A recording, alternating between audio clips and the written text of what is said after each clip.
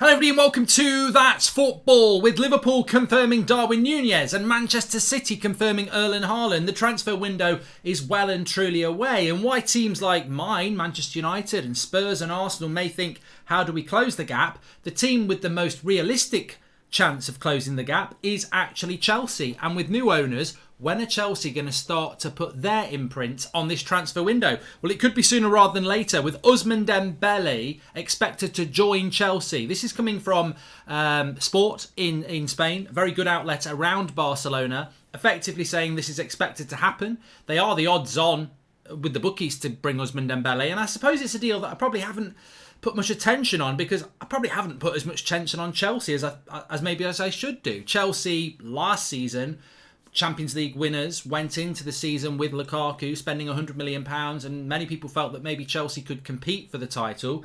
And what was a disappointing season from them, I think has probably knocked them into underrated status, where I actually think Chelsea could be closer to Liverpool and Man City than many people think. Having said that, there is a lot of disruption. It's a brand new ownership.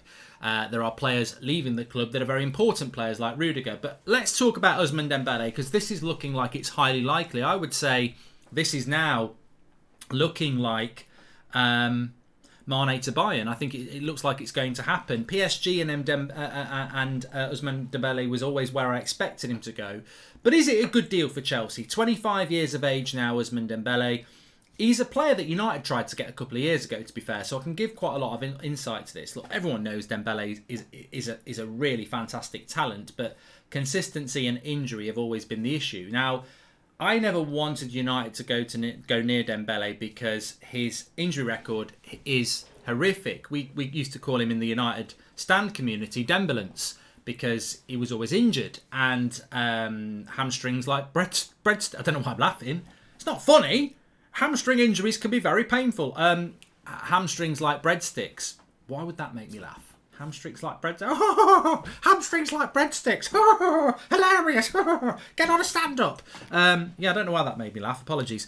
Hamstrings like breadsticks. And yeah, that was an issue. But to be fair to Dembele, over last season, he was consistently playing and he didn't pick up many injuries. So maybe at 25 he's found a way to deal with those injuries. Maybe he's managing his body better. Maybe he's now stopped growing. There could be numerous reasons why.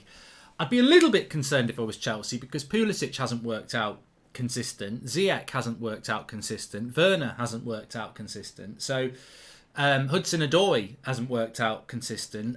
By their very nature, wingers are inconsistent. There's very few people that are...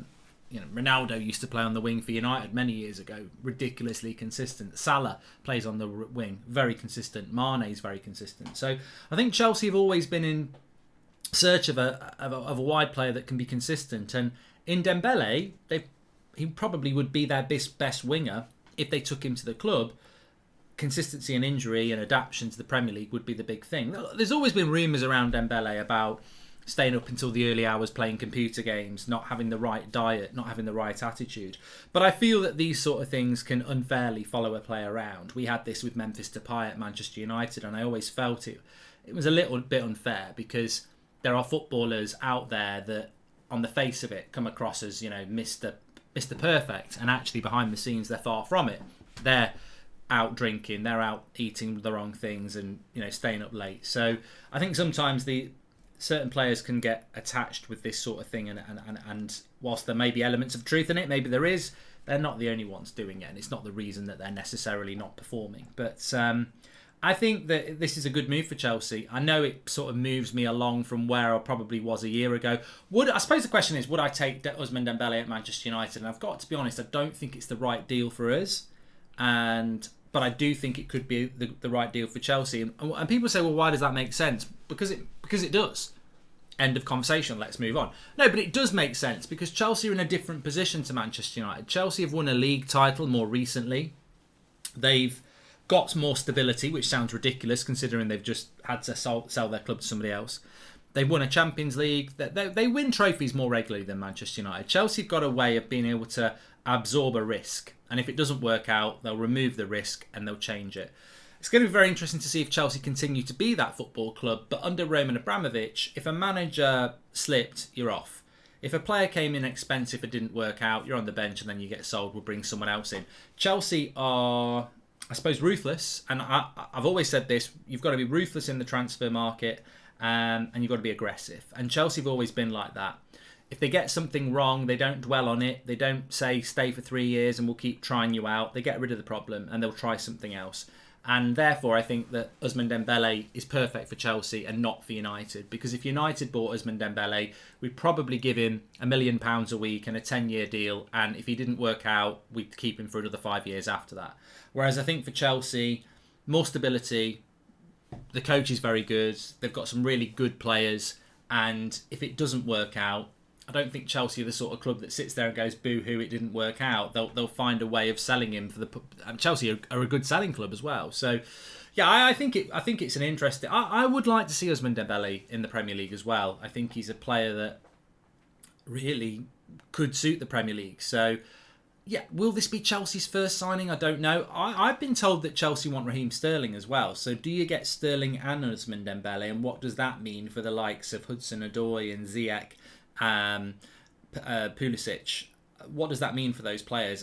Have they decided they're not right? I mean, I'd be surprised. Am I not right in thinking that the new Chelsea owner is American and therefore Pulisic, you know, maybe that's a factor, maybe it isn't. But do you get Sterling and Dembele, or is the Sterling story not what I was told last week? So we'll have to wait and see on that one. But Ousmane Dembele at the moment, especially around Barcelona, they're talking about him coming to Chelsea. Obviously, he's out of contract as well, so effectively it's a free transfer as well, which in itself gives it. I mean, in the open market, he's probably going to cost you 50 million, maybe a little bit more. So Chelsea can afford to put that into the wages, and they've got to react. Everybody's got to react. I did want to mention Haaland going to Man City. As much as I find it quite funny that he said that he's a lifelong Man City fan, I just find it hilarious. I know his dad played for Man City, but you know what?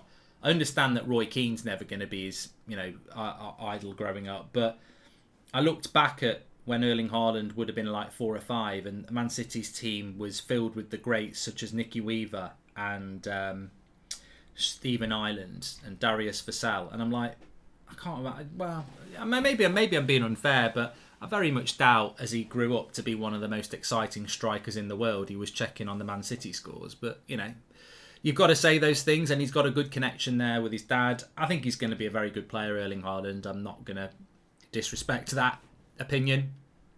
I do.